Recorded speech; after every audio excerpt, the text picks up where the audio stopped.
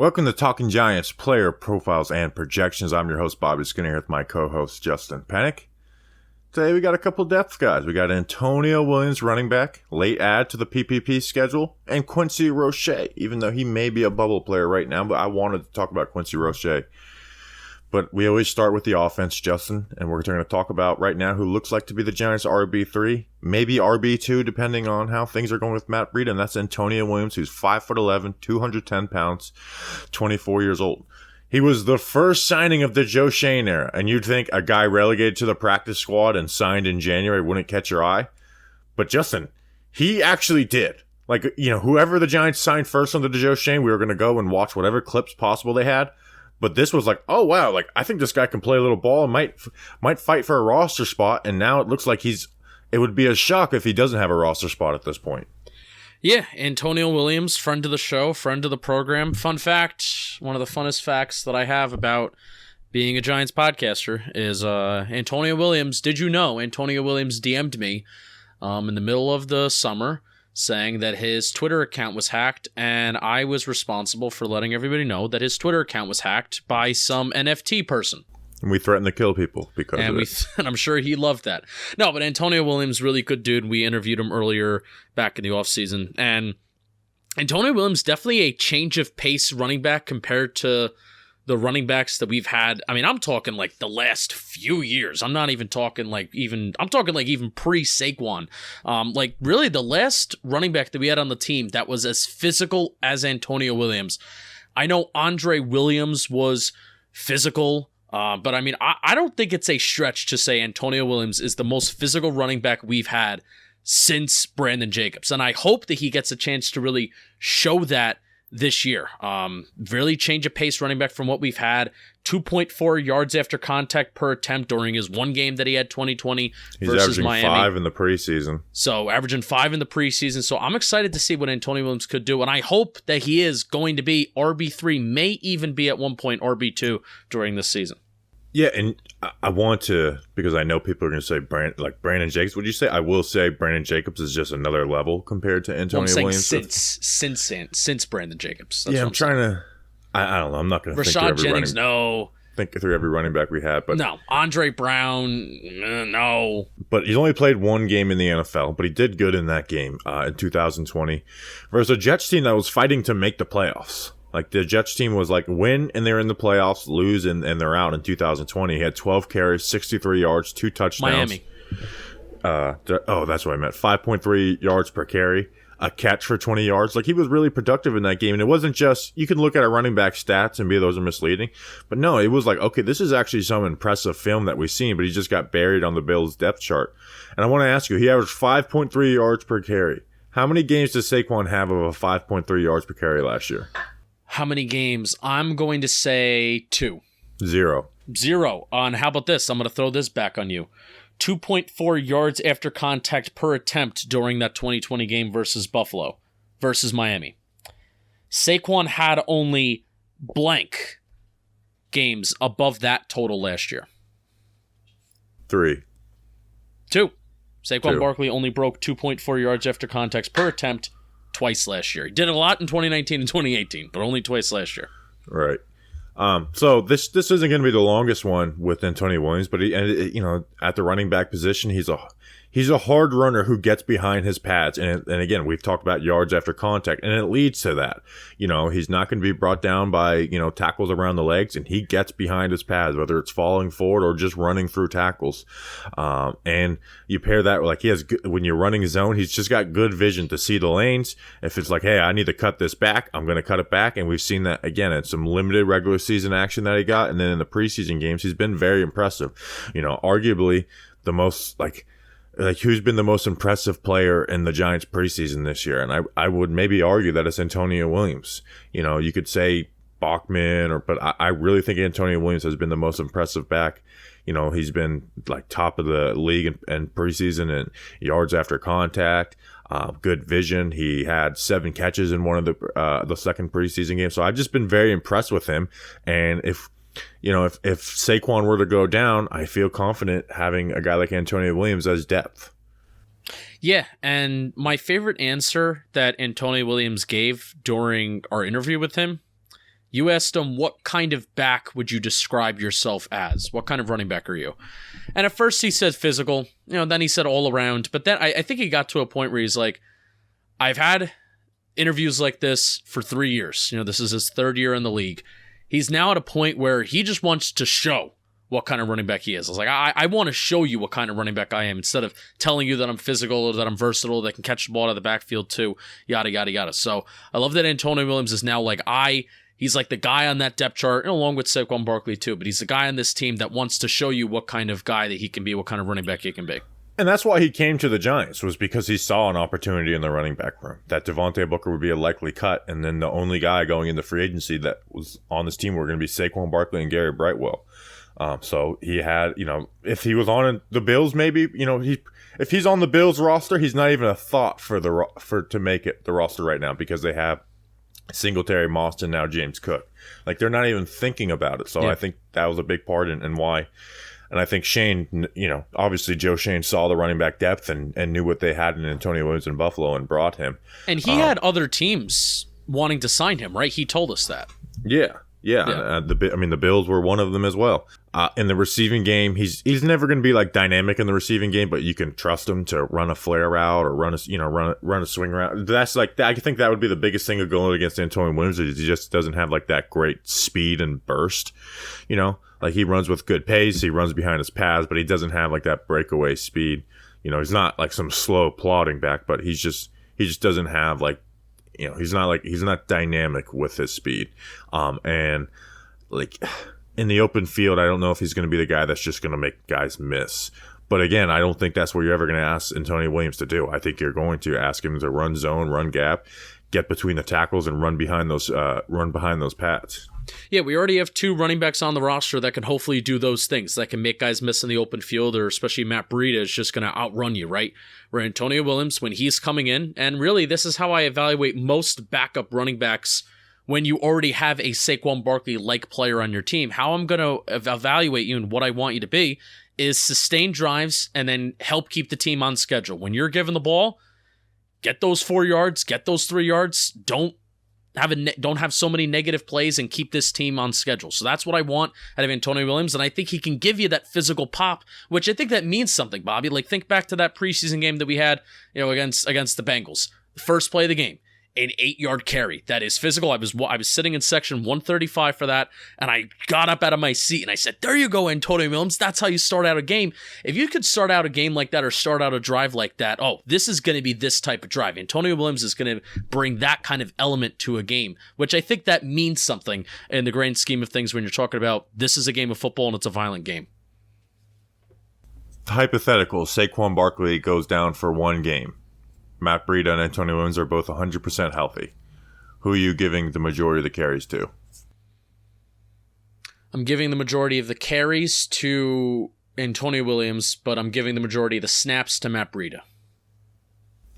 I really like the Matt Breida signing, so I'm still going to go Matt Breida. Matt Breida is very dynamic, so I still give him. But I do think it's a split system. Yeah. It'll be if he does go down, it's a true 2-back system. Can I ask you a question? You just did. Oh, good. If we were going into this year with Matt Breida and Antonio Williams as RB1 and RB2, and then maybe another running back that's in there just as a circulation, how would you feel about that? Not great. Not great? Okay. Sorry, throw it out there. I mean, Antonio Williams, as much as we like him, he's played one game, and Matt Breida is injury prone and more of a speed guy than your every down back, and also injury prone. Yeah. I think I said injury prone twice. You did, and I think you said it 3 times now. So, all right. Anything else on Antonio Williams? No, rooting for you, man. Big NASCAR fan, like you and I are. So, Joe Graff Jr. He's also a big Bareburger fan. Oh, so true. I guarantee if I were to DM Antonio Williams, hey, let's go to Montclair, let's get a Bareburger, guarantee he'd do it, because that's how close we are. We're such good friends.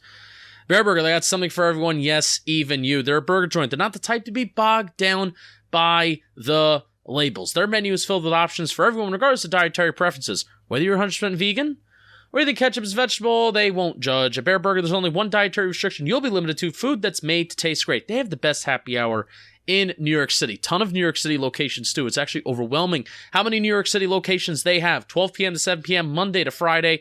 Exotic burgers, you know about them. Elk burgers, ostrich burgers, bison burgers. And they also have a cool little deal. 2 Nashville sliders, 6 PBRs, and a martini, all for under $20, Monday to Friday, 4 p.m. to 7 p.m. I want you to click the link in our description to find yourself at your favorite new happy hour spot, burger joint, and luncheon. Bareburger Kitchen and Bar. Send Antonio Williams a DM and ask him to go to Bareburger. Maybe don't do that. We're going to get into Quincy Roche, and I know we never talk about current things. We're just strictly the players on PPPs, but I'm going to ask you, did you see my Sterling Shepard tweet? What in relation to? I said Sterling Shepard on MetLife Stadium, and it was this. Oh, yeah. Yeah, we had to burn that joint. I don't ever want to see it again. Is it blowing up again? No one's actually going to believe that, but It's just because it's such a short clip. You sure nobody's actually going to believe that? I would assume. You know what? Never underestimate the stupidity of people. All right. But Justin, let's talk about a guy who I will be mad if he's not on this New York Giants roster. Same. And that's Quincy Roche, 6'3", 245 pounds, 24 years old.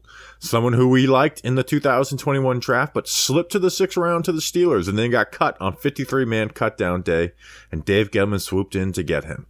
We did our post-Senior Bowl mock draft. I was really impressed with him after the Senior Bowl.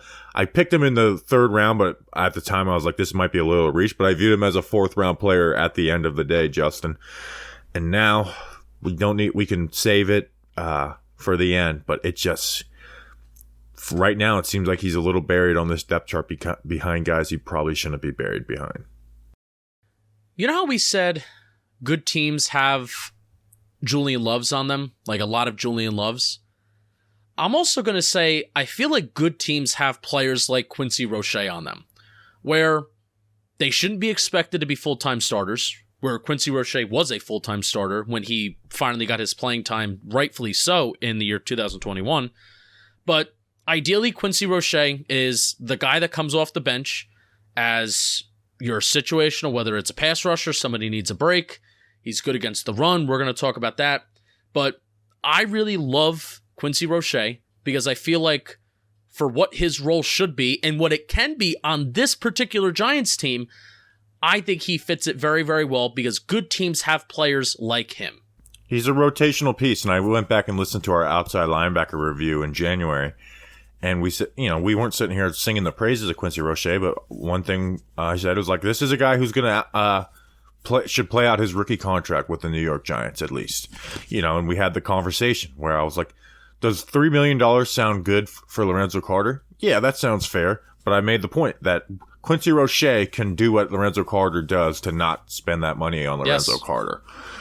So let's just talk about him as a player, though. Last year was claimed, right before the season started. They wouldn't put him in the starting lineup over O'Shane Zimenez and Lorenzo Carter, who was struggling very badly in the first half of the year.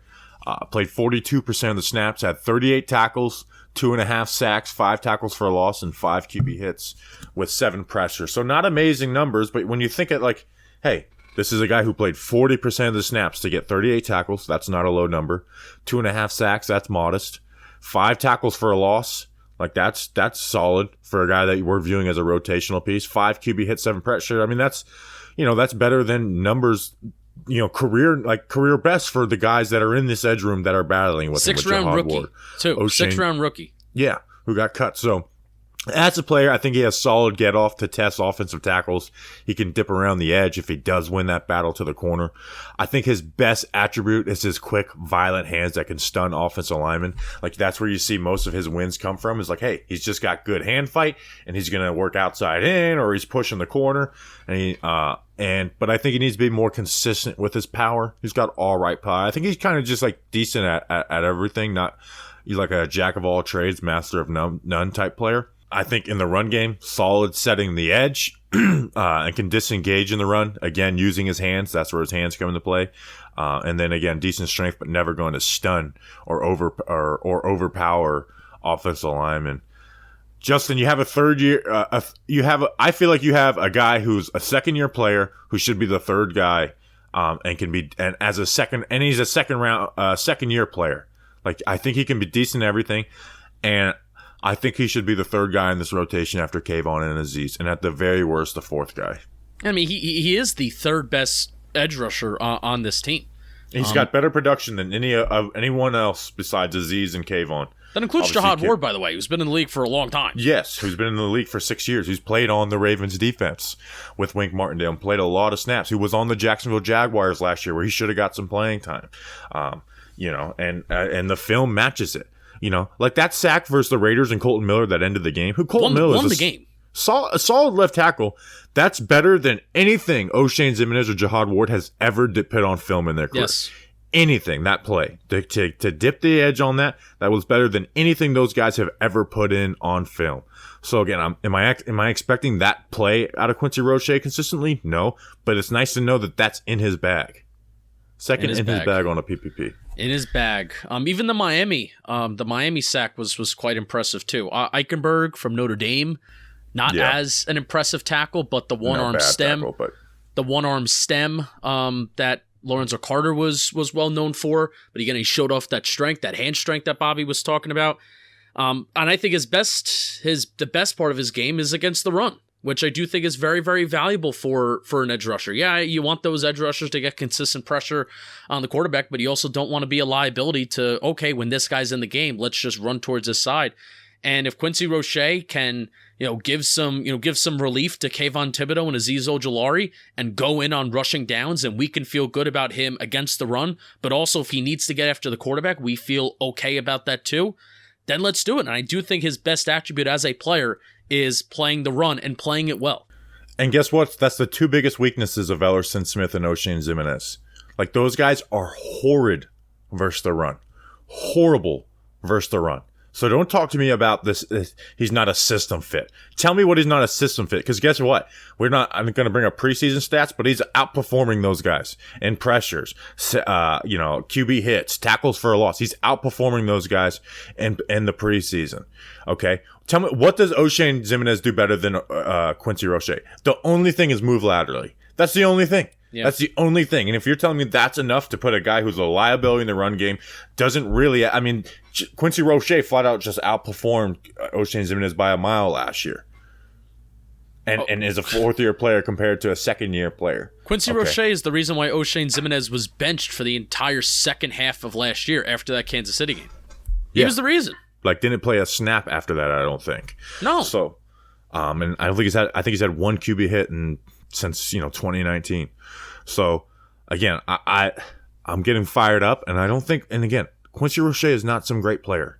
Okay, like when we, he's gonna when this thing gets turned around, it's not gonna be because Quincy Roche is on the team, but he can help and be a good rotational piece. And I think he's better than all those three guys: Jahad Ward, Ellerson Smith, and O'Shane Ximines right this moment. And I think he's got more room to grow than all three of those guys, except for Ellerson Smith. But I don't want to hear about Ellerson Smith's ceiling. I don't think he's ever going to get to what his ceiling is. Yeah, because if you're sure, you could talk about ceilings, but I think Quincy Roche.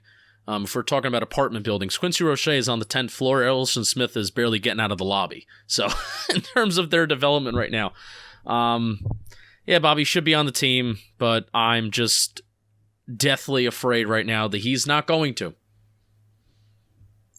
Very frustrating. So, whatever happens, though, I will be rooting for Quincy Roche in his career. Yeah. And I know it's never going to be a 7-sack, 10 tackle for a loss guy. He's never going to be that. No. But he's going to be a guy who is going to last in this league. I mean, the fact that he has 3 years left of control, where O'Shane Ximines has this year. This is a contract year for O'Shane Ximines, right? Yes. Jahad Ward is on a 1-year deal. And Ellerson Smith also has 3 years left because they were Ellerson Smith and... But you don't have to cut Ellerson Smith either. No, you don't. But my overall point is that Quincy Roche having so many years of control, financially cheap, like that should be enough to kind of keep him around. And especially what he showed last year should have been enough to keep him around. And then especially what he's showing in camp in the preseason, going out there and dominating second stringers and third stringers. that should be enough for him to be around and be a rotational player.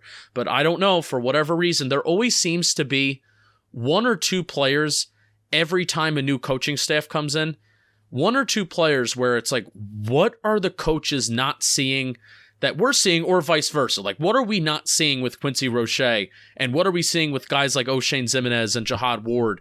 Like, what are they seeing that we're not seeing? I feel like that happens every single coaching staff. It almost seems like the draft profile. Like Drew Wilkins, outside linebacker coach, like talked about O'Shane Zimenez in the draft process when, talking about him.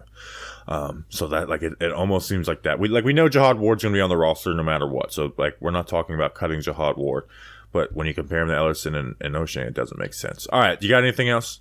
No, rooting for Quincy Roche, hoping he is a Giant for some time. And I need a guy from the U on the team that I can represent. Like Feliciano's a 1-year stopgap. Roche's my guy from the U. So we appreciate you guys. We'll be back tomorrow with a really good episode. Like we might have 2 separate interviews on it, recapping Jets Giants joint practice. So we appreciate you guys. We will see you tomorrow. Until then, let's go Big Blue.